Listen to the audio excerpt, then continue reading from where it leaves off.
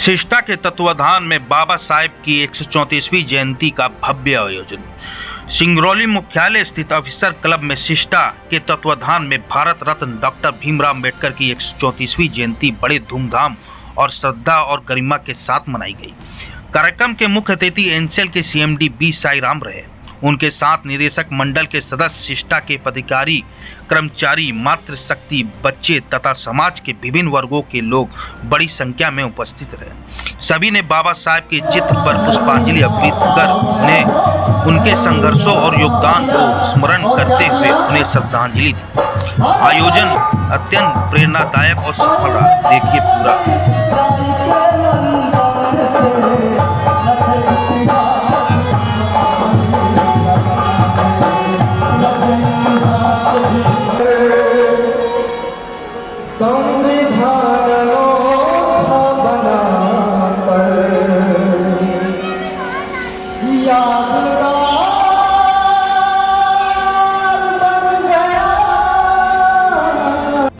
मातृशक्ति, आप सबको मेरा हृदय से नमस्कार। बाबा साहब अगर इस देश के कुछ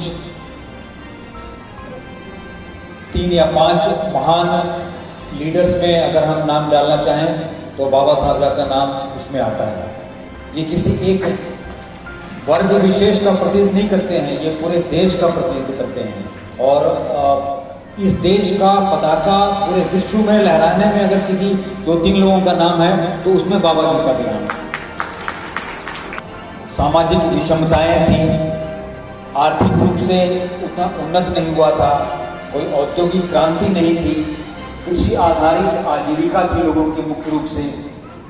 उस जमाने में एक साधारण से परिवार में उनके पिताजी सूबेदार थे, तो अगर उस रूप में कहें तो थोड़ा सा ऊंचे स्तर पर ही थे, तभी उनको एक शिक्षा का अवसर भी मिला। अदरवाइज वो बाकी लोगों को शिक्षा का भी अवसर नहीं मिल पा रहा था। तो उन्होंने उस अवसर को पूरी तरीके से भुनाया और शिक्षा को उन्होंने एक आत्मसात किया पूरी तरीके से। बाबा साहब एक ऐसे थे जिनके पास 3 पीएचडी थी, उसमें से 2 पीएचडी उनकी विदेशों की, एक कोलंबिया यूनिवर्सिटी अमेरिका की और एक जो है लंदन स्कूल ऑफ इकोनॉमिक्स जो है ब्रिटेन की। वो 2 जगह से उन्होंने पीएचडी किया था। लंदन स्कूल ऑफ इकोनॉमिक्स जो है तो वो विश्व की इकोनॉमिक्स में, अर्थशास्त्र में सर्वोच्च संस्था है, आज भी है, उस समय बड़ी थी। तो एक ग्रामीण परिवेश से निकलकर वह व्यक्ति अमेरिका जाता है, उसके बाद फिर वहां से लंदन जाता है और वहां से पढ़ाई करता है। कोलंबिया यूनिवर्सिटी जो है विश्व की सबसे 5 जो टॉप यूनिवर्सिटी से उसमें है। और देखिए उनके सब्जेक्ट्स क्या थे। उन्होंने एक पीएचडी की एंथ्रोपोलॉजी, जिसे मानव विज्ञान कहते हैं। तो मानव विज्ञान मतलब वो हमारा सामाजिक विज्ञान जो है मानवता उससे संबंधित है। और दूसरी तरफ उन्होंने दूसरी पीएचडी की अर्थशास्त्र में, इकोनॉमिक्स में। तो दोनों 2 अलग अलग ध्रुव हैं, 180 डिग्री का दोनों में अंतर है। दोनों में उन्होंने पीएचडी की। और वो संविधान सभा की जो प्रारूप समिति, उन्होंने संविधान लिखा नहीं है, लोगों को है, वो संविधान की प्रारूप समिति के सदस्य थे। प्रारूप समिति मतलब संविधान में हमारे ये चैप्टर्स होंगे, इस तरह से वर्णन होगा, उसका जो प्रारूप बनाया जाता है। एक एक्सेसिबिलिटी थी, उसको पढ़ सके, पा सके और पढ़ सके। कोई दूसरा व्यक्ति हो उसको पढ़ने का भी नहीं मिलता मौका। तो वो मतलब जो गवर्नमेंट ने जो पॉलिसी बना के, अगर कोई एक व्यक्ति सर्वोपयुक्त था उस पद के लिए तो वो बाबा साहब अम्बेडकर जी थे। अगर हम उनके समतुल्य किसी व्यक्ति को देखते हैं तो एक हमारे ध्यान में आता है अब्राहम लिंकन, जो अमेरिका में जो अब्राहम लिंकन थे। उन्होंने भी सामाजिक उत्थान के लिए उस वक्त अमेरिका में वो दास प्रथा थी, तो दास प्रथा को अपने संघर्ष के जरिए उन्होंने समाप्त करवाया। ये मतलब 18वीं शताब्दी और 19वीं शताब्दी के बीच का समय था वहाँ पर। तो उसको उन्होंने समाप्त कर दिया और उसको समाप्त करने के उसमें जो है उनकी मतलब हत्या की गई थी। तो उन्होंने अपने जीवन का बलिदान दिया।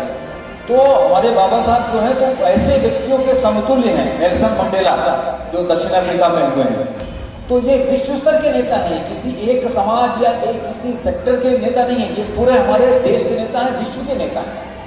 इन्होंने हमारे एक समाज को, मानवता को एक नई दिशा दी। और आपको एक और बात बताना चाहता हूं कि ये हमारे कोर सेक्टर से भी जुड़े हुए थे।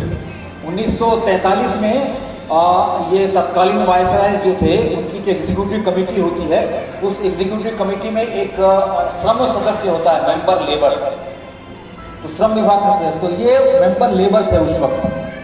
तो उस रूप में वो जो है वो दिल्ली से धनबाद गए थे, और धनबाद में वो 3-4 दिन रहे, शायद आपको कुछ मालूम नहीं होगा, और वो अंडरग्राउंड माइन भी गए। तो भूलन बरारी एक माइन है, उस समय थी वहाँ पर, तो चूंकि उस वक्त ओपन कास्ट माइंस नहीं थी, तो अंडरग्राउंड माइन थी। भूलन 400 फीट नीचे उतर के उन्होंने वर्कर्स के साथ में संवाद किया, सब घूमा। अगले दिन वो भूलन बरारी ये दिगवाड़ी माइन गए, उसके बाद फिर रानीगंज भी गए, धनबाद शहर भी उन्होंने देखा। दौर में, आज के दौर में जो उन्होंने आधारशिला रखी, जो फाउंडेशन उन्होंने दिया, आज हम जिस जगह पर खड़े हैं, हम इस देश विश्व की जो 5वीं सबसे बड़ी अर्थव्यवस्था है, तो उनके उस संघर्ष का नतीजा है कि हम आज इस स्तर पर पहुंचे हैं।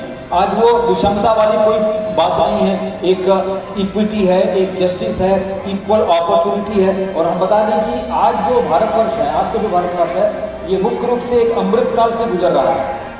हम कुछ ही सालों में विश्व की 3री बड़ी अर्थव्यवस्था बनने जा रहे हैं। और ये भारत जो है ना, ये अवसरों का देश है, संभावनाओं का देश है। युवा शक्ति जो है, जिसको बोलते हैं कि डेमोग्राफिक डिविडेंड, वो हमारे इस देश में है। युवा शक्ति जिस देश में रहती है वो सबसे ज़्यादा उन्नति करता है, क्योंकि युवाओं के भुजाओं में बल होता है, वो श्रम करने के लिए तैयार रहते हैं, वो अपने विजडम को यूज करने के लिए तैयार रहते हैं, वो मानसिक और शारीरिक रूप से स्वस्थ रहते हैं और देश को प्रगति के मार्ग पर अग्रसर ले जाने के लिए उन्नत रहते हैं। तो जिस देश की भी आबादी का औसत आयु ज़्यादा होता है, उसकी उन्नति के अवसर, उसकी GDP जो है डाउन होती है। हमारे यहाँ उल्टा है, हमारे यहाँ औसत आबादी का जो औसत है, उम्र का औसत है, वो बहुत कम है। ये हमारे लिए एक मतलब अच्छा विषय है।